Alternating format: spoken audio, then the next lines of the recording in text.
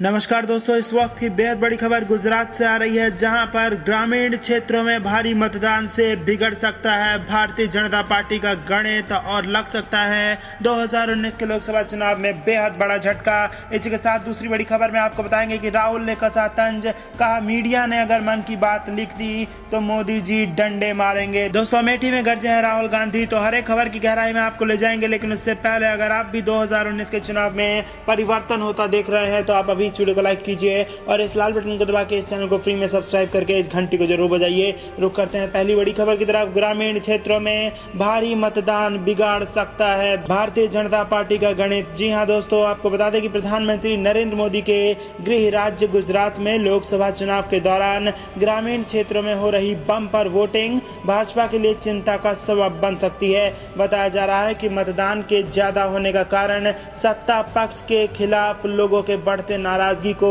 माना जा रहा है। गुजरात में पहले जब भी ज्यादा संख्या में मतदान हुआ तो नुकसान सत्ता पक्ष को उठाना पड़ा है। राज्य में ग्रामीण मतदाता 57% हैं, जबकि शहरी मतदाताओं की संख्या 43% है। माना जाता है कि ग्रामीण क्षेत्रों में भाजपा के कम वोटर हैं और अगर ऐसे में 57% ग्रामीण बाहर निकला और ईवीएम का बटन दबाया तो 2019 के लोकसभा चुनाव में गुजरात में भारतीय जनता पार्टी को बेहद बड़ा झटका लग सकता है। रुक करते हैं अगली बड़ी खबर की तरफ।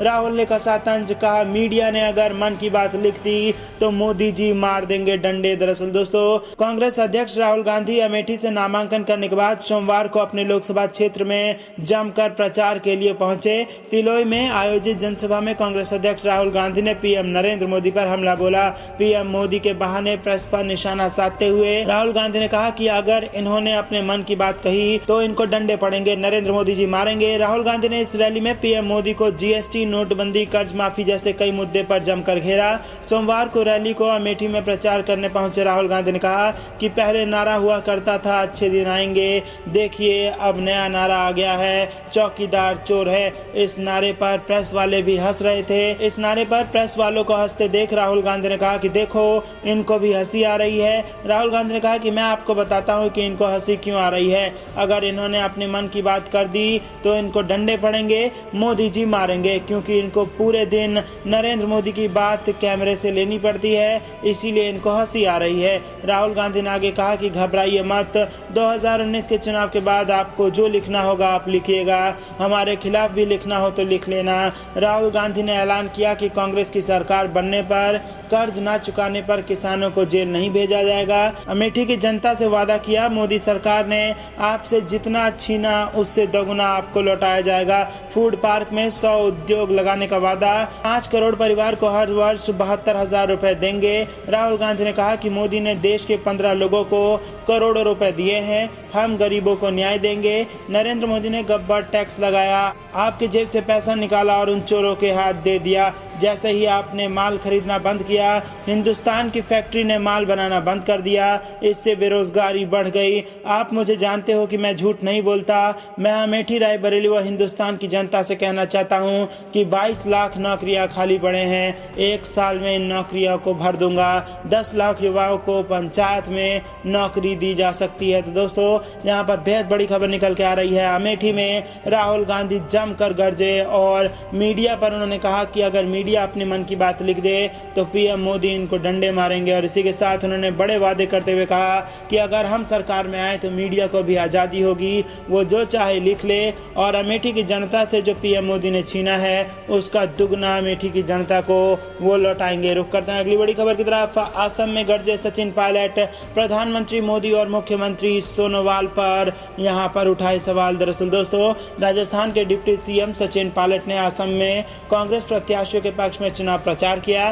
पायलट ने केंद्र की मोदी सरकार और असम की सोनोवाल सरकार पर जमकर निशाना साधा। उन्होंने कहा कि देश में इन दिनों अस्थिरता का माहौल है, बेरोजगारी दर बढ़ गई है, कांग्रेस की सरकार आई तो युवाओं को रोजगार व महिलाओं को सुरक्षा देना सरकार की प्राथमिकता होगी। बता दें कि सचिन पायलट की गिनती देश के सबसे कामयाब युवा नेताओं में होती है। सबसे कम उम्र के सांसद बनने से लेकर 36 साल की उम्र में कांग्रेस प्रदेश अध्यक्ष का पद संभालने वाले सचिन पायलट विधानसभा चुनावों में कांग्रेस के स्टार चेहरा हैं। सचिन पायलट को उस दौर में कांग्रेस प्रदेश अध्यक्ष की जिम्मेदारी सौंपी गई थी जब कांग्रेस महज 21 सीटों पर राजस्थान में सिमट गई थी। इसके बाद विपक्ष में रहते हुए सचिन पायलट ने पार्टी प्रदेश अध्यक्ष के तौर पर अपनी टीम बनाने के साथ सरकार को लगातार घेरा। रुक करते हैं अगली बड़ी खबर की तरफ। समाजवादी पार्टी का योगी आदित्यनाथ पर हमला, कहा कि संविधान नहीं होता तो बाबा मंदिर की सीढ़ियों पर घंटा बजा रहे होते। दरअसल दोस्तों, सीएम योगी आदित्यनाथ के अखिलेश यादव पर भैंस चराने वाले बयान के मामले में सपा नेता व पूर्व मंत्री राममूर्ति वर्मा ने योगी आदित्यनाथ पर निशाना साधा है। उन्होंने कहा कि अगर बाबा साहेब का संविधान ना होता तो वह किसी मंदिर की सीढ़ियों पर घंटी बजा रहे होते और गांव-गांव भीख मांग रहे होते। दरअसल सपा बसपा गठबंधन प्रत्याशी रितेश पांडे के नामांकन के अवसर पर अकबरपुर में एक जनसभा का आयोजन किया गया। इस दौरान सभा को संबोधित करते हुए सपा नेता पूर्व मंत्री राममूर्ति वर्मा ने मुख्यमंत्री पर हमला बोलते हुए कहा कि आज कुछ लोग बाबा साहेब की अवहेलना कर रहे हैं, लेकिन वह भूल रहे हैं कि यदि बाबा साहेब का संविधान ना होता तो वो किसी मंदिर की सीढ़ियों पर घंटी बजा रहे होते और गांव में भीख मांग रहे होते। बीते शुक्रवार को यूपी के इटावा में जनसभा को संबोधित करते हुए योगी आदित्यनाथ ने अखिलेश यादव पर हमला बोला था। उन्होंने कहा कि अगर बाबा साहेब अम्बेडकर ने संविधान ना बनाया होता तो अखिलेश यादव सैफई के किसी जमींदार के यहाँ भैंस चरा रहे होते। सपा बसपा गठबंधन पर निशाना साधते हुए कहा कि इनकी सरकार में यूपी में गुंडाराज, भ्रष्टाचार, हत्या और अपहरण जैसे अपराध चरम पर थे, लेकिन 2 वर्षों में ही यूपी में ऐसे अपराधों पर काफी लगाम लग गई है। और उन्होंने कहा कि जो लोग एक दूसरे की शक्ल तक नहीं देखना पसंद करते थे, आज वो लोग एक साथ एक मंच साझा कर रहे हैं। लखीमपुर खीरी में एक चुनावी जनसभा को संबोधित करते हुए अखिलेश यादव ने मुख्यमंत्री पर पलटवार किया। अखिलेश यादव ने कहा कि संविधान नहीं होता तो मैं भैंस चरा रहा होता। तो मैं पूछना चाहता हूं कि अगर संविधान ना होता तो बाबा मुख्यमंत्री क्या कर रहे होते? वो मठ में प्रसाद बांट रहे होते। तो दोस्तों, यहाँ पर बेहद बड़ी खबर निकल के आ रही है। सपा के नेता ने योगी आदित्यनाथ को जवाब देते हुए कहा कि अगर देश में संविधान ना होता तो योगी आदित्यनाथ किसी मठ में घंटा या किसी मंदिर की सीढ़ियों पर घंटा बजा रहे होते। रुक करते हैं अगली बड़ी खबर की तरफ। वोट मांगने पहुंचे सांसद को झेलना पड़ा ग्रामीणों का विरोध, सभा छोड़कर वापस लौटे। दरअसल दोस्तों, सोनीपत लोकसभा से बीजेपी उम्मीदवार रमेश कौशिक को एक बार फिर ग्रामीणों के विरोध का सामना करना पड़ा। रमेश कौशिक बरोदा हल्के के छिछड़ाना गाँव में वोट मांगने पहुंचे थे। इस दौरान ग्रामीणों ने रमेश कौशिक के खिलाफ नारे लगाते हुए आरोप लगाया कि पिछले 5 साल के दौरान एक बार भी रमेश कौशिक उनके गांव में नहीं आए हैं। इतना ही नहीं, आज तक उनके गांव के लिए 1 रुपए की ग्रांट तक नहीं दी गई है। दोस्तों, यहां पर बेहद बड़ी खबर निकल के आ रही है। वोट मांगने पहुंचे भाजपा सांसद को ग्रामीणों का विरोध झेलना पड़ा और सभा रद्द करके वापस लौटना पड़ा। रुक करते हैं अगली बड़ी खबर की तरफ। भाजपा को लगा तगड़ा झटका, 3 बार सांसद रहे कद्दावर नेता कांग्रेस में हो गए शामिल। हिमाचल प्रदेश में भाजपा को राजनीतिक झटका लगा है, जब प्रदेश में 3 बार लोकसभा सांसद व प्रदेश भाजपा की कमान संभाल चुके सुरेश चंदेल भाजपा को छोड़कर कांग्रेस में शामिल हो गए। चंदेल के कांग्रेस में जाने से हमीरपुर के सांसद अनुराग ठाकुर के लिए मुसीबतें पैदा हो गई हैं। यही वजह है कि अब हमीरपुर का चुनाव खासा दिलचस्प हो गया है।